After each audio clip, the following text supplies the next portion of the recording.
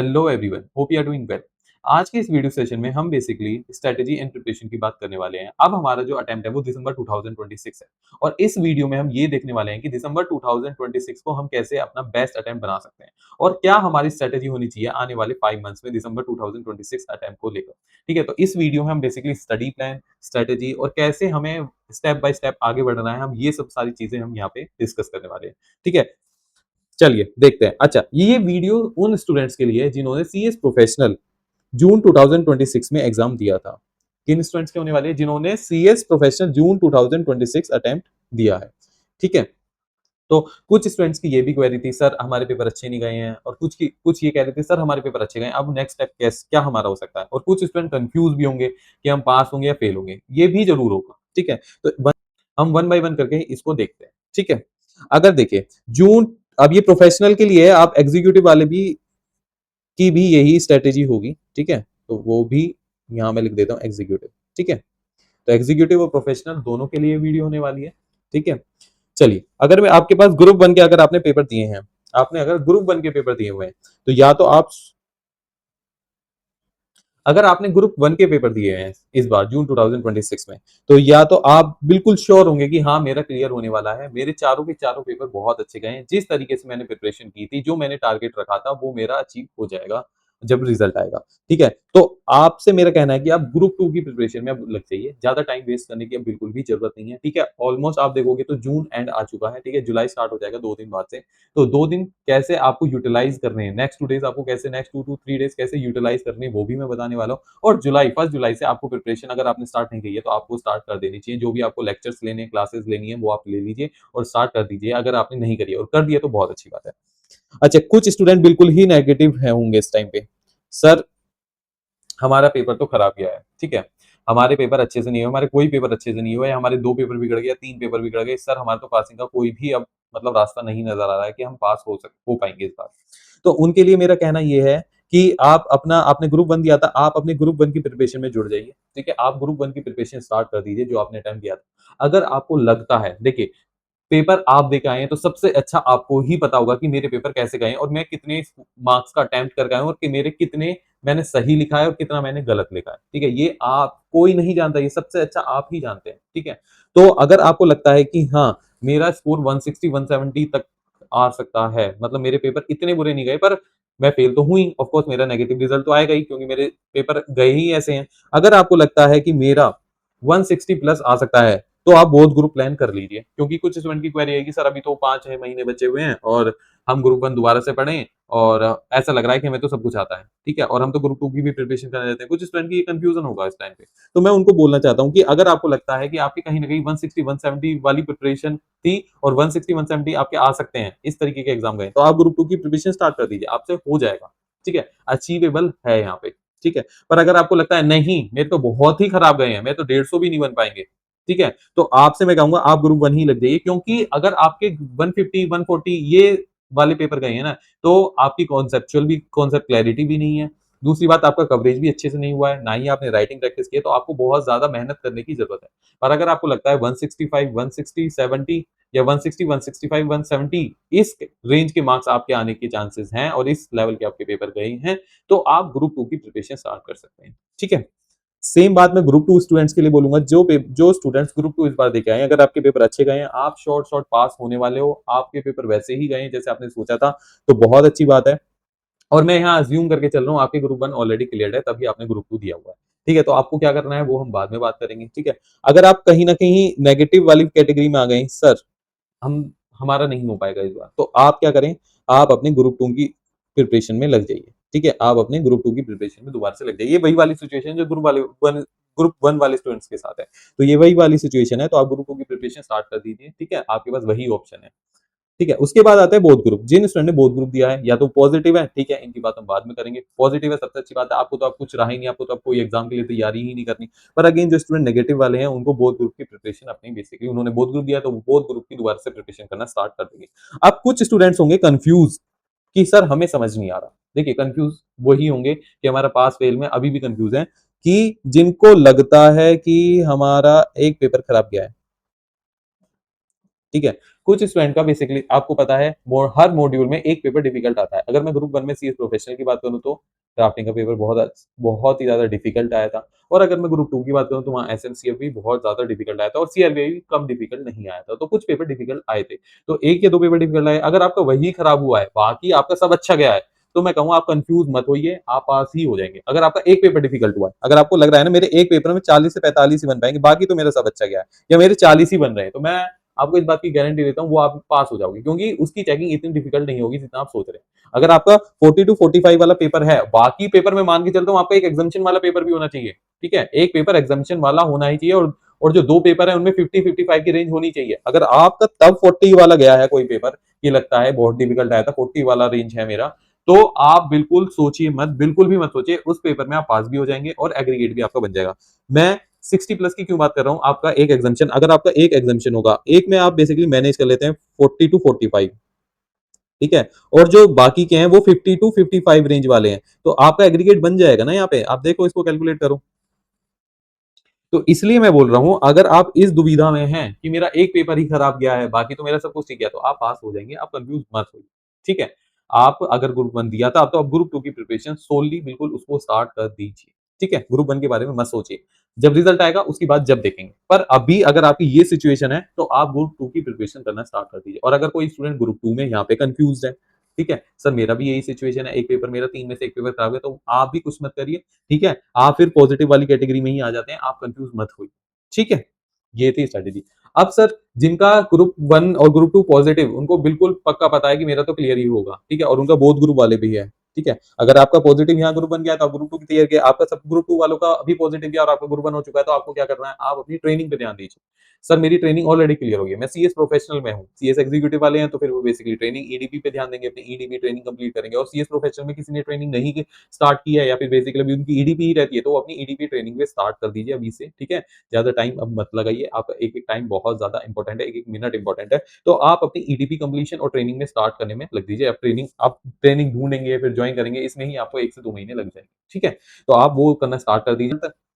अब कुछ स्टूडेंट होंगे जिनके बोथ ग्रुप भी क्लियर्ड हो गया है, ठीक है? और आपकी ट्रेनिंग भी हो गई है, ठीक है? अब क्या करें सर, अब तो रिजल्ट तक का वेट करना है, उससे पहले तो कुछ नहीं करते। तो यही टाइम है, मैं बात आप मेरी बात मान लीजिए, यही टाइम है, क्योंकि अभी तक आपने जो पढ़ा था, हो सकता है वो एग्ज़ाम ओरिएंटेड पढ़ा हो, एग्ज़ाम के लिए पढ़ा हो। अब अपने लिए, अब एज़ अ सीएस आप क्या सोचते हैं स्पोर्ट्स के बारे में, उसका टाइम आ चुका है, ठीक है? तो आप बेयर एक्ट उठाइए, कंपनी लॉ का बेयर एक्ट उठाइए, फैमा उठाइए और इन डेप्थ पढ़ना स्टार्ट कर दीजिए। क्योंकि एक बार आपने जैसे ही ज्वाइन कर लिया कहीं कंपनी में, ठीक है? एक रिजल्ट आने के बाद सीएलडीपी होगी, मेंबरशिप आएगी, एक बार आपने ज्वाइन कर लिया, उसके बाद इतना फुल फ्लेजेड टाइम आपको नहीं मिलने वाला, जितना अब ये आपको 2 महीने मिलने वाले हैं। तो इसमें बेयर एक्ट उठाइए, इन डेप्थ इंटरप्रिटेशन करिए, अच्छे से पढ़िए, आर्टिकल्स पढ़ना स्टार्ट कर दीजिए, बहुत अच्छे चार्टर्ड सेक्रेटरी में बहुत अच्छे-अच्छे आर्टिकल्स आते हैं, तो आप वो पढ़ना स्टार्ट कर दीजिए। यही टाइम है फुल फ्लेजेड पढ़ने का, बिल्कुल अच्छे से पढ़ने का, ठीक है? और सीएलडीपी भी होगी, फिर उसके बाद ट्रेनिंग, उसके बाद फिर आप ज्वाइन भी करेंगे, तो वहाँ पे भी वो ये जो प्रिपरेशन आप कंपनी लोग पढ़ेंगे, सेक्रेटरी स्टैंडर्ड्स पढ़ेंगे, एलओडीआर पढ़ेंगे, तो ये वहाँ पे भी काम आएगा। इंटरव्यू के टाइम पे भी काम आएगा,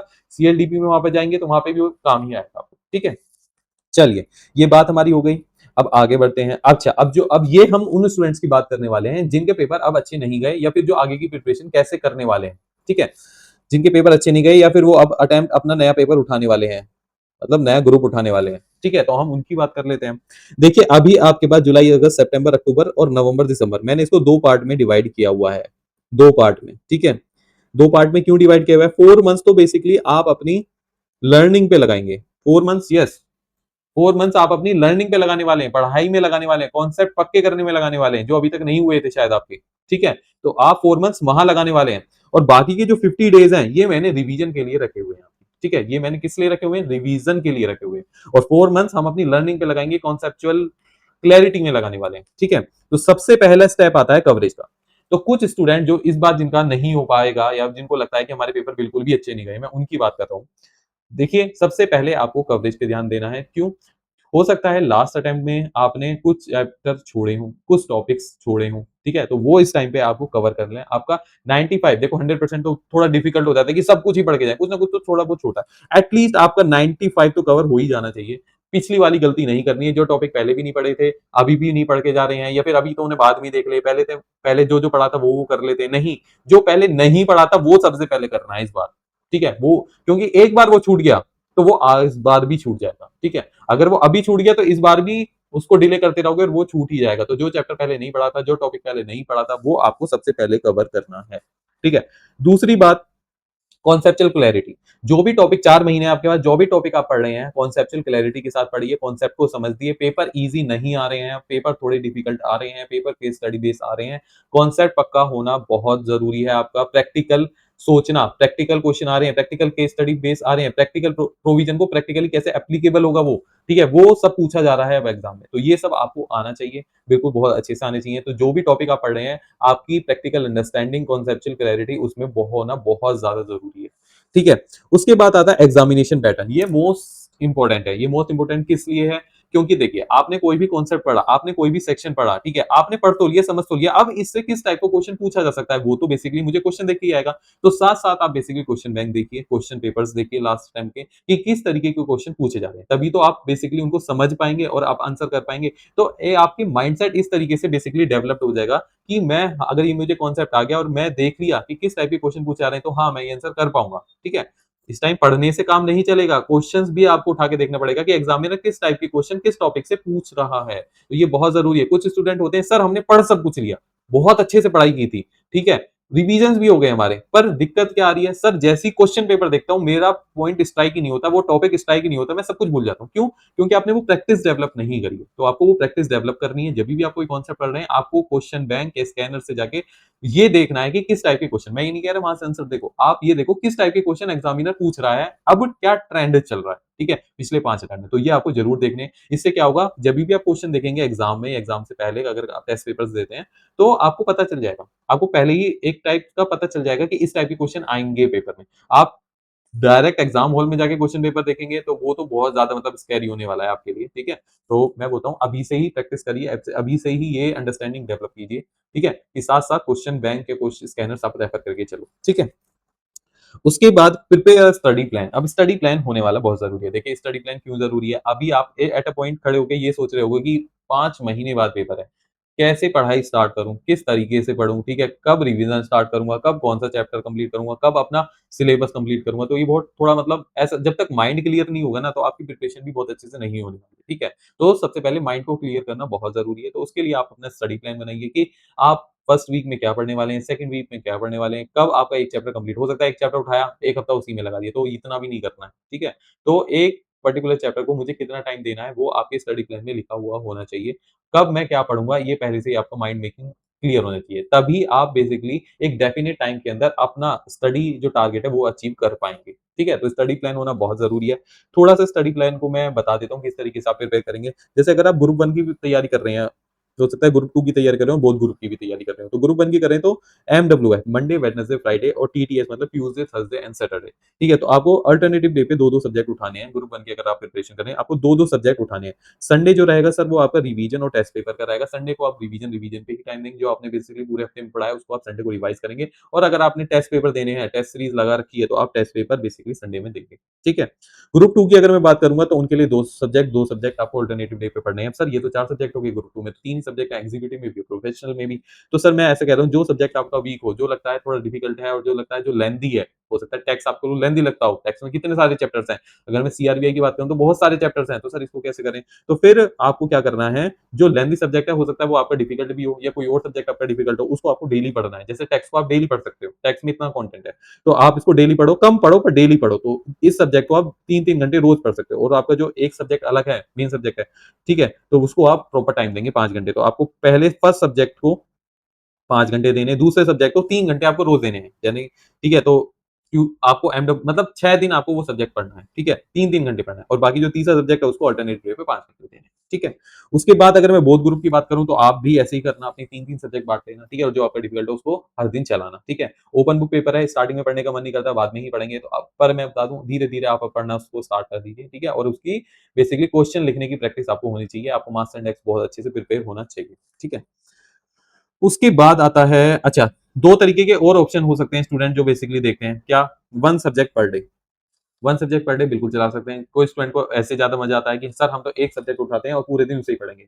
पर मैं बताऊं, इसको लेकर स्टूडेंट हो सकता है कि एक सब्जेक्ट बहुत ज्यादा, मतलब एक सब्जेक्ट को पूरे दिन 6 से 7-8 घंटे पढ़ते हैं, तो बिल्कुल ऐसे दिमाग ऐसे हो जाता है, बिल्कुल बंद जाता है। तो उससे अच्छा ये है कि आप एक डिफिकल्ट सब्जेक्ट, एक ईज़ी सब्जेक्ट, डिफिकल्ट सब्जेक्ट सुबह पढ़ें और जब उससे बेसिकली लगे 5 घंटे काफ़ी पढ़ लिया, आप वो अपने ईज़ी वाले सब्जेक्ट पे आ जाएँ और उसको इससे आप रीशफ़ल करके पढ़ोगे तो आपके लिए अच्छा रहेगा। ठीक है, 1 सब्जेक्ट पर वीक बिल्कुल अवॉइड कर दें, बिल्कुल नहीं पढ़ना 1 सब्जेक्ट। एक सब्जेक्ट होता है पूरे हफ्ते उसको सारे चैप्टर पढ़ें और फिर दूसरे सब्जेक्ट सारे चैप्टर पढ़ें, बिल्कुल खत्म कर दें। बिल्कुल गायब होने लगेगा। मैं बता रहा हूँ यहाँ पे गायब होने के बहुत ज़्यादा चांसेज़ हैं। जैसे गायब क्या? एक सब्जेक्ट पढ़ा, सारे चैप्टर्स करे, खत्म कर दिया, दूसरा सब्जेक्ट। आप सोचो जब तक चौथा सब्जेक्ट पे पहुँचोगे, 4th सब्जेक्ट पे पहुँचोगे तो फर्स्ट सब्जेक्ट का क्या ही लेवल रह जाएगा, ठीक है? और अल्टरनेटिव डे पे पढ़ोगे तो अच्छे से भी रहेगा। आप जभी भी जैसे आपने मंडे को कोई एक चैप्टर पढ़ा, ठीक है? अब जब आप उसका नेक्स्ट शिफ्ट कब आएगा? वेडनेसडे में आएगा, तो जो आपने पढ़ा है मंडे में उसको एक बार रिवाइज़ कर लो, ठीक है? इस तरीके से पढ़ोगे तो आप बहुत सही पोज़ीशन पे रहोगे 5 महीनों में, ठीक है? तो 1 सब्जेक्ट पर वीक नहीं पढ़ना, 1 सब्जेक्ट पर डे आप चला सकते हो, आप करके देखो, आपके पास और भी टाइम है। तो 1 हफ्ता, 2 हफ्ते ऐसे करके देखो, अगर आपको सही जम रहा है तो आप इसी के साथ आगे बढ़ो। पर जो मैंने ये बताया अल्टरनेटिव डे पे ये बेस्ट है, ठीक है? उसके बाद आता है नोट्स मेकिंग। सर हमें क्या नोट्स मेकिंग करनी चाहिए? मैं आज आपको प्रैक्टिकली बताता हूँ नोट्स मेकिंग क्यों इंपॉर्टेंट है आपके लिए। नोट्स मेकिंग क्यों इंपॉर्टेंट है? मॉड्यूल मान लो आपका 600 पेज का है, कंपनी लोग का तो 800 पेज का भी है, 700 पेज का भी है, तो एवरेज में मान के चलो मॉड्यूल आपका 600 पेज का है। ठीक है, आप इसकी एक कंप्लीट स्टडी अच्छे से कॉन्सेप्चुअल क्लैरिटी करते, सारे टॉपिक्स करते हुए 100% आपका मॉड्यूल कवर हो जाएगा एक बार, ठीक है। अब आता है आपका रिवीजन का टाइम। क्या आप ये मॉड्यूल 2 बार पढ़ सकते हो? उस डेढ़ महीने जो मैंने 50 दिन रखे हैं आपके रिवीजन के लिए। किसी का अगर इससे पहले हो जाता है मैक्सिमम अगर उसको 60 दिन मिल जाएँगे, पर 50 डेज़ में यहाँ पे लेके चल रहा हूँ। कि आपको 50 डेज़ रिवीजन के लिए हैं आपके पास, ठीक है? तो अब मुझे आप बताओ, क्या 50 डेज़ में आप ये मॉड्यूल 2 बार पढ़ सकते हो? 600-600 पेज 2 बार पढ़ सकते हो? बहुत ज़्यादा टफ होने वाला है, बहुत ज़्यादा टफ होने वाला है, मान के चलो आप ये बहुत ज़्यादा टफ होने वाला है। 2 बार आप नहीं पढ़ पाओगे और बिना रिवीजन करे क्या एग्ज़ाम हॉल में जाना और पेपर लिखना, मतलब आपको पहले भी पता होगा अगर आपने ये गलती करी होगी कि याद नहीं आता सर, कीवर्ड्स याद नहीं आ रहे और ब्लैंक हो जा रहा हूँ मैं, ठीक है? और मुझे जैसा जैसे मैं सजेस्टेड आंसर आते हैं या फिर जैसे मतलब आईसीएसई एक्सपेक्ट कर रहा है, मैं वो लिख ही नहीं पा रहा हूँ, ठीक है? क्यों? क्योंकि मुझे कुछ याद ही नहीं रहा, ब्लैंक आउट हो जा रहा हूँ, कुछ याद आ रहा है, कुछ नहीं याद आ रहा। फिर मैं क्या करता हूँ, ब्लफ करता हूँ अपने क्वेश्चन पेपर के साथ, ठीक है? तो ये अगर है आपका सिनेरियो तो मैं बता रहा हूँ, आप नोट्स बना लीजिए, थ्योरी सब्जेक्ट के बहुत अच्छे से नोट्स आप अभी बना लीजिए, क्योंकि अगर आपने एक बारी मेहनत कर ली, इन 4 महीने में आपने नोट्स मेकिंग की मेहनत कर ली, थोड़ा टाइम निकाल-निकाल कर, तो मैं बता रहा हूँ इन समरी नोट से आपके 4 से 5 रिवीजन गारंटी मैं करा दूँगा 50 दिन में, ठीक है? अगर किसी स्टूडेंट को लगता है सर 4 से 5 रिवीजन पॉसिबल नहीं है 50 दिन के अंदर, तो वो बेसिकली मुझे मैसेज ड्रॉप कर सकता है, मैं उसका स्टडी प्लान बना के दूँगा कि 4 से 5 रिवीजन 50 दिन में कैसे पॉसिबल है, ठीक है? तो ये शॉर्ट स्ट्रैटेजी है, ठीक है? बिल्कुल, कि 4 से 5 दिन बेसिकली 50 डेज़ में 4 टू 5 रिवीजन हो सकते हैं बहुत अच्छे से। बस कंडीशन यही है, आपके पास समरी नोट्स होने चाहिए उस सब्जेक्ट के, ठीक है? तो आप इससे रिवाइज़ नहीं करोगे और सोचो अगर आप 4 से 5 रिवीजन कर लेते हो किसी सब्जेक्ट के, तो आपका हाथ एग्ज़ाम हॉल में बिल्कुल भी रुकेगा नहीं, ठीक है? आपको सब कुछ याद आने वाला है, ठीक है? बिल्कुल सब कुछ line to line, word to word, keyword सब कुछ याद आएगा, ठीक है? उसके बाद एक question, how much time? Sir कितना पढ़ना है? आप ये भी तो बताओ। अब अभी से हमें कितना पढ़ना है? ये क्वेश्चन सबसे ज़्यादा स्टूडेंट का फेवरेट रहता है। सर कितने घंटे हम पढ़ें? ठीक है? देखो 4, 6, 8 घंटे मैंने लिखा हुआ है। कुछ स्टूडेंट बेसिकली इस टाइम पे ट्रेनिंग या जॉब भी कर रहे होंगे। बिल्कुल कर रहे होंगे सर। तो उनके लिए है आप 5 घंटे ज़रूर अपनी पढ़ाई को दें। सुबह 3 घंटे पढ़ें और ऑफिस से आने के बाद 2 घंटे पढ़ें, पर पढ़ें ज़रूर। चाहे आप एक दिन 4 घंटे पढ़ रहे हो, कोई नहीं चलेगा, पर आप पढ़ें ज़रूर। कंसिस्टेंसी इज़ द की, ठीक है? बिना कंसिस्टेंसी के ये एग्ज़ाम क्लियर नहीं होने वाले। सोच रहे हैं आज हमने 1 दिन पढ़ लिया, 2 दिन पढ़ लिया, तीसरे दिन गायब, चौथे दिन गायब, आज बहुत बर्डन था, आज ऑफिस में बहुत काम था। नहीं होने वाला है क्लियर, कंसिस्टेंसी होनी चाहिए, रोज़ पढ़ना है, चाहे मुझे 3 घंटे पढ़ना पड़े। मैं यहाँ सिर्फ़ उनकी बात कर रहा हूँ जो ट्रेनिंग और जॉब कर रहे हैं, ठीक है? कुछ स्टूडेंट जॉब भी कर रहे होंगे। तो पढ़ना ज़रूर है, डेली ही पढ़ना है और आपका स्टडी प्लान आपके अकॉर्डिंग बनना चाहिए कि आपको 4 घंटे अगर आप 5 घंटे दे सकते हैं, तो 5 घंटे के हिसाब से मुझे किस स्पीड से पढ़ना है, ठीक है? वो स्पीड आपका स्टडी प्लान ही बता सकता है। तो इसलिए मैं बोल रहा हूँ 2 से 3 दिन अपने स्टडी प्लान पे आप लगा दीजिए। उसके बाद आता है, सर हम तो ट्रेनिंग और जॉब नहीं करते, अब हम कैसे पढ़ाई करें? हम नहीं करते। तो आप अभी से डेवलप करिए कि आप 6 घंटे पढ़ो। 6 घंटे का एकदम से नहीं पढ़ना कि मुझे 10 से 11 घंटे पढ़ना है, 6 घंटे पढ़ने की आदत डालो। पहले हफ्ते 6 घंटे आप पढ़ो ही पढ़ो, ठीक है? उसके बाद ग्रेजुअली इंक्रीज़ करो, 6 से 7 पहुँचो, 7 से 8 पहुँचो, फिर 8 से 9 पहुँचो। इस तरीके से आपको अपना ग्रेजुअली 1-1 घंटा पढ़ाना है। पहले दिन सोचोगे यानी कि 1 जुलाई को आपको 6 घंटे पढ़ना ही है, ठीक है? और फिर धीरे-धीरे अगले हफ्ते, नेक्स्ट नेक्स्ट वीक आपको 7 घंटे, 8 घंटे, 9 घंटे ऐसे ग्रेजुअली बढ़ाना है, ठीक है? मैक्सिमम अभी इस 4 महीने में आप 9 से 10 घंटे पढ़ने की आदत डाल लीजिएगा, बहुत अच्छी बात है, ये मेहनत काम आने वाली है, ठीक है? अब कुछ स्टूडेंट्स को लगता है सर ये स्टडी प्लान बनाना, कितने घंटे, हम तो जॉब वाले हैं और कितनी स्पीड से पढ़ना है, किस तरीके से पढ़ना है, क्या स्ट्रैटेजी होने वाली है? ये हमारे बस की नहीं है बनाना, हम नहीं बना पाएँगे। हमें तो कोई ऐसा इंसान चाहिए जो हमें हर हफ्ते ये बोले कि हमें तो पढ़ाई हुई या नहीं हुई, ठीक है? किस किस टाइम पे कैसे पढ़ना है ये हमें बताए, ठीक है? और हम ना पढ़ रहे हैं तो हमें सुनाए भी और हमें समझाए भी और हमसे बोल ब हर हफ्ते बोले कि पढ़ाई कर, पढ़ाई कर, पढ़ाई कर। हमें तो ऐसे पढ़ने में मज़ा आता है। हम तो ऐसे ही पढ़ सकते हैं, हमारी तो पुरानी वाली आदत है। तो उनके लिए मैं बताता हूँ, उनके उन स्टूडेंट्स के लिए जो ये मेहनत नहीं करना चाहते और जिनका थोड़ा लगता है कि हम ऐसे प्लान नहीं कर पाएँगे और हमें तो रेगुलर फ़ॉलो-अप चाहिए, हमें तो वीकली फ़ॉलो-अप चाहिए, जो हमारी प्रॉब्लम भी सॉल्व करे, हमें कॉन्सेप्चुअल क्लैरिटी में कहीं दिक्कत आ रही है तो हमें वो भी बताया जाए। तो उन स्टूडेंट्स के लिए बेसिकली मैं बोलता हूँ, हमने बेसिकली एक मेंटरशिप प्रोग्राम लॉन्च किया है। ये किन स्टूडेंट्स के लिए? जो बेसिकली ये दिसंबर 2026 वाले स्टूडेंट्स के लिए है, ठीक है? इसका नाम क्या है सर? ये सारथी 1.0 बैच है, ठीक है? मेंटरशिप। इसमें बेसिकली हम आपको पर्सनलाइज़्ड स्टडी प्लान भी देने वाले हैं। कुछ स्टूडेंट के हो सकता है थोड़े ज़्यादा टाइम लग गए हों, कुछ स्टूडेंट जॉब करते हैं, ठीक है? कोई स्टूडेंट का कोई पर्टिकुलर डिफिकल्ट सब्जेक्ट है, उनकी प्रिपरेशन में क्या डिफिकल्टीज़ आ रही है, ये सबको कंसीडर करके, ये सब हम उनका असेसमेंट करके एक स्टडी प्लान तैयार करेंगे। और उस स्टडी प्लान में हम पहले तो आपका एक ओरिएंटेशन होगा, उस स्टडी प्लान को समझाएँगे कि आपकी जर्नी कैसे होने वाली है। उसके बाद हम वीकली फ़ॉलो-अप्स भी करेंगे, one two one zoom sessions भी करेंगे, जो आपकी कॉन्सेप्चुअल क्लैरिटी की दिक्कत है, वो भी सॉल्व करेंगे, कहीं आपका टाइम मैनेजमेंट नहीं हो पा रहा है, वो भी सॉल्व करेंगे और आपकी बेसिकली हर वीक एक रिपोर्ट जनरेट करके हम आपको देंगे कि किस टाइप से आपको पढ़ना है, किस तरीके से आपको पढ़ना है, ठीक है? वो सब हम बेसिकली इस मेंटरशिप प्रोग्राम में करने वाले हैं, ठीक है? अगर किसी स्टूडेंट को लगता है हम नहीं कर पाएँगे ऐसे, तो वो बेसिकली इस बैच में एनरोल कर सकता है। उसका बेसिकली पूरा study plan till the last date of the exam, कैसे उसको एबीसी एनालिसिस करना है, कैसे उसको रैपिड रिवीजन प्लान, वो सब हम बेसिकली इस बैच के अंदर देते हैं, ठीक है? और इसके साथ आंसर राइटिंग सेशंस भी हम बेसिकली आपके साथ कंडक्ट करेंगे, जिसमें हम आपको बताएँगे कि क्वेश्चन को कैसे पढ़ना है, वो भी हम आपको बताने वाले हैं और क्वेश्चन को कैसे अटेम्प्ट करना है, वो भी हम उसमें आपको बेसिकली अटेम्प्ट करने वाले हैं। और इस मेंटरशिप प्रोग्राम की एक खास बात है, इसके साथ basically full syllabus test series भी आपको मिल जाती है। फुल सिलेबस टेस्ट जो 100 मार्क्स का होगा, वो भी आप इसको बेसिकली वो भी आपको इसमें मिल जाती है। तो आप बेसिकली साथ-साथ इस मेंटरशिप बैच के साथ-साथ टेस्ट सीरीज़ भी दे सकते हैं। ठीक है? और अगर बेसिकली किस स्टूडेंट को एनरोल करना है, तो सर हमें एनरोल कैसे करना होगा, डिटेल्स कहाँ से मिलेंगी? तो इसके लिए आप हमारी वेबसाइट पे जा सकते हैं। वेबसाइट वैसे नीचे भी चल रही होगी, पर वेबसाइट मैं बता देता हूँ www.lawconnectcs.com ये हमारी वेबसाइट है। ठीक है? इस पे आप मेंटरशिप प्रोग्राम देख सकते हैं। ठीक है? और अगर किसी स्टूडेंट को कोई भी क्वेरी है इस प्रोग्राम से रिलेटेड या वैसे भी कोई क्वेरी है, तो वो बेसिकली इस नंबर पे हमें कॉन्टैक्ट कर सकता है। ठीक है? तो ये स्ट्रैटेजी मेरी तरफ से थी for the next 5 months. Hope you have liked this video. Please share and subscribe to our YouTube channel. Thank you so much.